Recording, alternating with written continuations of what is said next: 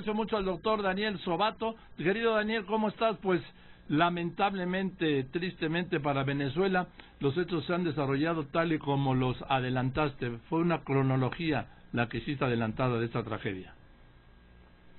Querido Joaquín, te saludo con mucho afecto, como siempre, desde Argentina. Sí, tal cual parece que lo estuviste viendo desde antes.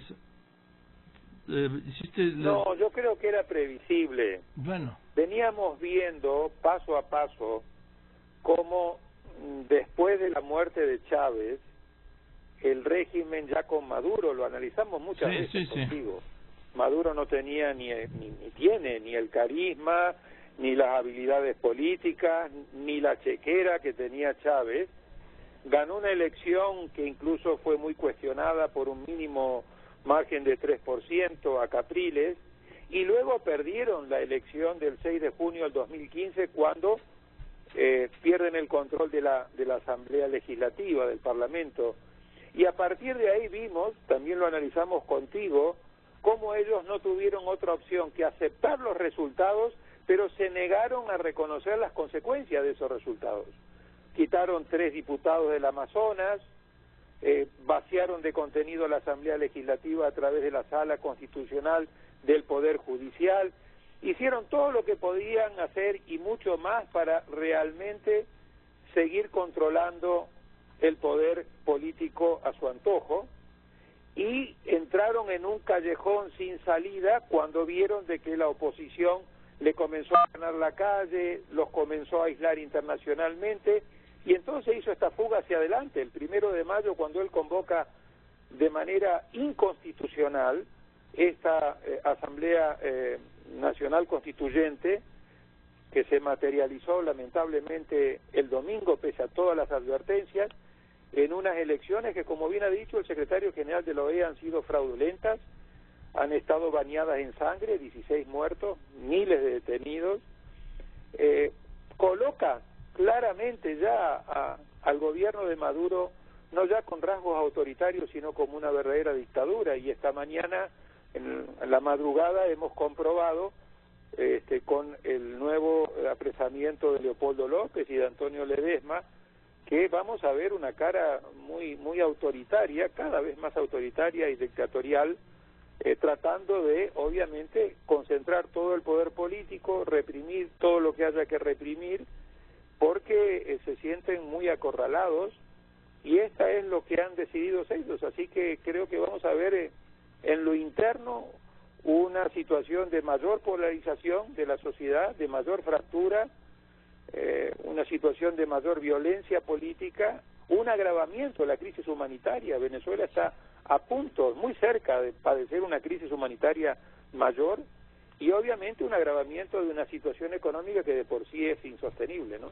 Ahora, Daniel, hay aquí un punto. Mira, la oposición se ha endurecido Maduro, y yo los veo cada vez más cerca de un, vamos a decirle, de un enfrentamiento más violento, más fuerte, más metódico.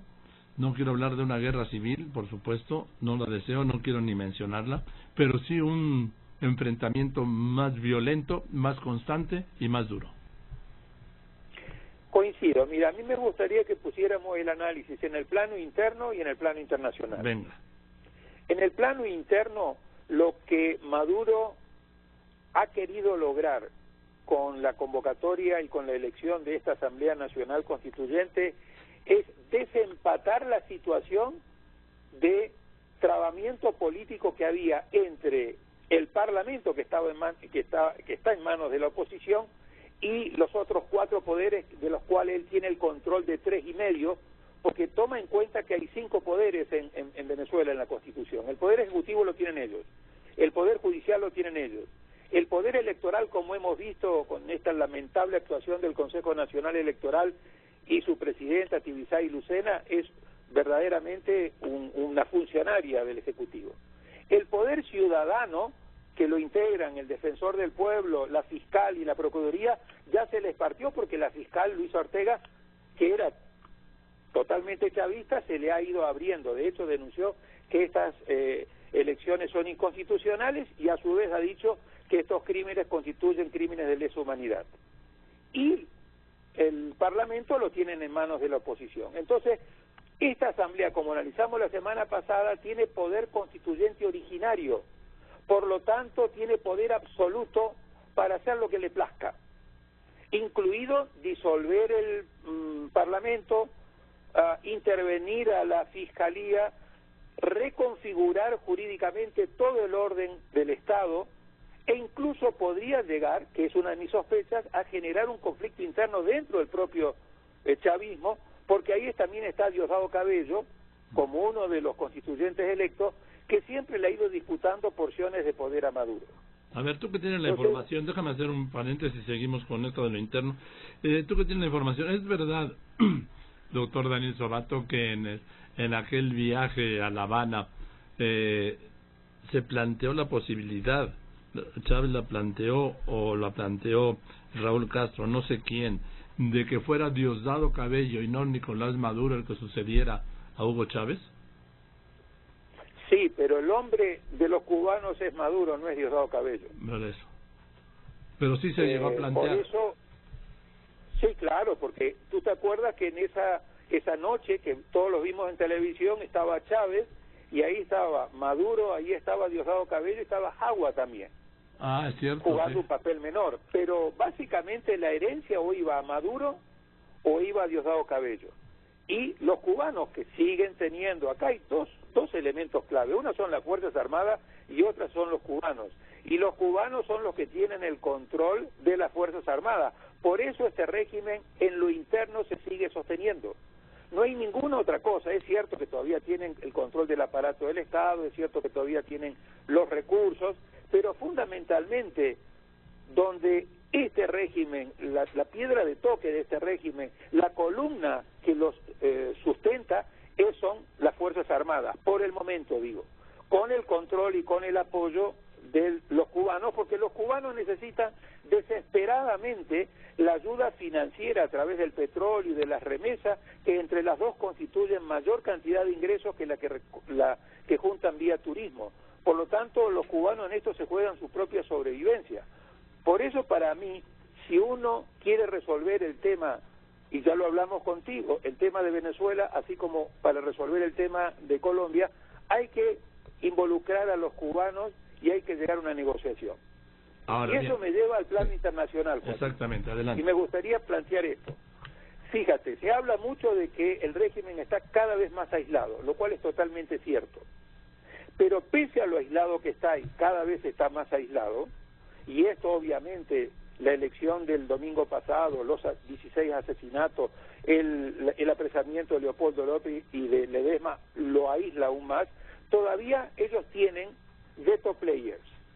Es decir, en Naciones Unidas todavía tienen el apoyo de Rusia, que les manifestó ayer un apoyo cuidadoso, pero apoyo al fin, porque a Rusia le interesa primero que le paguen la deuda y fundamentalmente que le den acceso a todo lo que es la explotación de minerales del arco del Orinoco.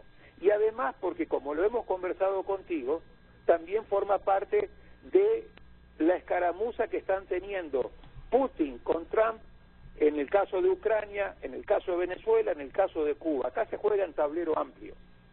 Por el otro lado tenés China. Sin Rusia y sin China, como parte de esta negociación, tenés un veto en el Consejo de Seguridad, como ya ocurrió. Por el otro lado, en la OEA no hemos podido avanzar porque con el voto en contra de Nicaragua, el voto en contra de Bolivia, el voto en contra o la abstención de El Salvador, de Ecuador, más 6 o 7 países del Caribe, pequeños, pero que tienen igual voto que cualquier otro, tampoco lográs la mayoría, 23, 24 votos que necesitas para aplicar la Carta Democrática Interamericana. Y sin el apoyo de Uruguay, que ha jugado un papel de mayor comprensión frente a la situación de Venezuela, hasta que hoy su canciller dijo que la situación en Venezuela es un desastre, tampoco pudieron aplicar el protocolo de Ushuaia para expulsarlos del Mercosur. Ahora, entonces, sí, dime. Tenés estos elementos. UNASUR está descabezado y en el Caribe el CARICOM está controlado por los países chiquitos que forman parte y que se benefician del petróleo vía Petrocaribe. Entonces ahí hay un tema que hay que trabajar todavía mucho para ir generando una presión que venga acompañado luego de las sanciones inteligentes para hacerle entender al régimen y a los militares, vuelvo a decir, que las cosas van en serio. Oye, Daniel, hablando del plano internacional, veo este editorial en el periódico El Clarín argentino, ¿sí?, de la tierra del Papa, que dice, y el Papa, ¿cuándo el Papa va a hablar de Venezuela? El silencio de Francisco es estruendoso, un silencio que lastima. Sí, lo leí el artículo. Yo creo que lo único que a mí me permite tratar de entender este silencio del Papa Francisco, tomando en cuenta que el principal hoy de los jesuitas, Sosa, es venezolano, que el secretario de Estado, Parolín, fue el nuncio del Vaticano en Venezuela y que lo conoce como la palma de su mano.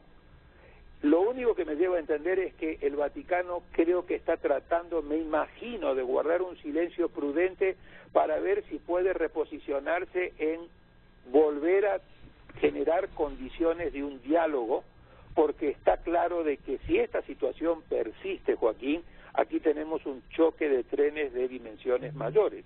Lo que hay que tratar es, vía presiones, vía diplomacia, quiet diplomacy, como se dice en inglés, por debajo de la mesa, ir generando los espacios de negociación, generando las garantías, obviamente, del caso, porque yo veo 4 escenarios. O logramos entre todos apoyar y generar un espacio de negociación, o aquí hay otros 3 escenarios. Uno de ellos es que el régimen avance, como pareciera que está queriendo avanzar, con toda la fuerza, imponiendo cada vez más un estilo autoritario y avanzando en una constitución. Eso sería cubanizar plenamente a Venezuela.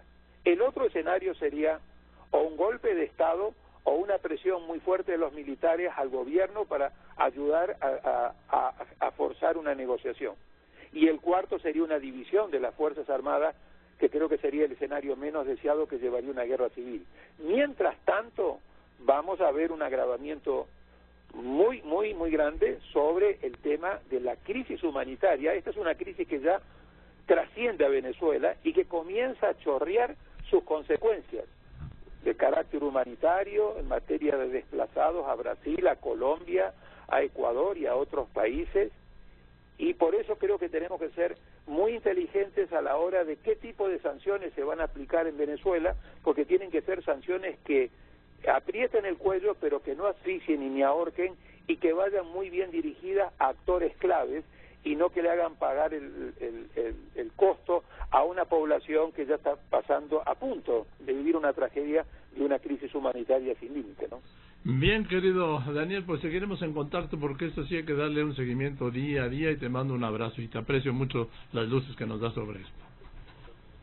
Muchísimas gracias, Joaquín, un fuerte abrazo. Igualmente, espero verte pronto. Este es el doctor Daniel Sobato, politólogo, jurista, experto en democratización, elecciones y gobernabilidad, director general de Idea Internacional para América Latina y el Caribe.